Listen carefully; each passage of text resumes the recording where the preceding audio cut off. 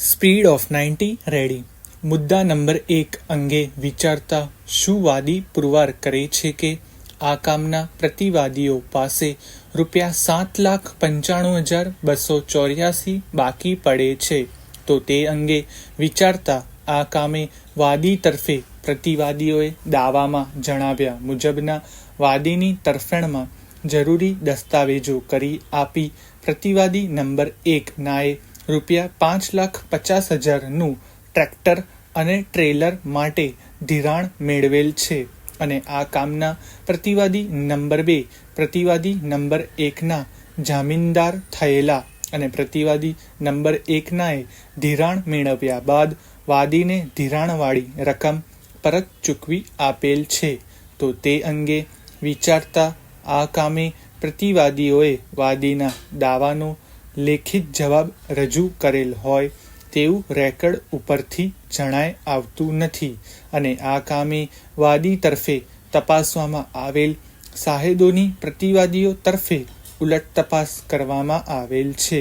પરંતુ પ્રતિવાદીઓ તરફે કોઈ મૌખિક પુરાવો આ કામે રજૂ કરવામાં આવેલ નથી અને તે સંજોગોમાં વાદીએ હાલનો દાવો અત્રેની અદાલતમાં તારીખ 1/2/2011ના રોજ દાખલ કરેલ છે અને દાવાની હકીકત પુરવાર કરવા માટે આંક 23થી વાદી તરફે સાહેદ શૈલેષભાઈ બી પટેલ કે જેઓ વાદી બેંકના જવાબદાર અધિકારી છે અને તેઓએ તેમના જણાવ્યા મુજબની હકીકતો તેમના સરતપાસના સોગંદનામામાં સ્પષ્ટ રીતે જણાવેલ છે અને ઉલટ તપાસમાં પણ તેઓ જણાવેલ છે કે તારીખ 21/12/2010 થી તારીખ 4/11/2011 સુધી ગણદેવી સ્ટેટ બેંક ઓફ ઇન્ડિયામાં મેનેજર તરીકે ફરજ બજાવતા હતા અને તેઓએ હાલનો દાવો અત્રેની અદાલતમાં દાખલ કરેલ છે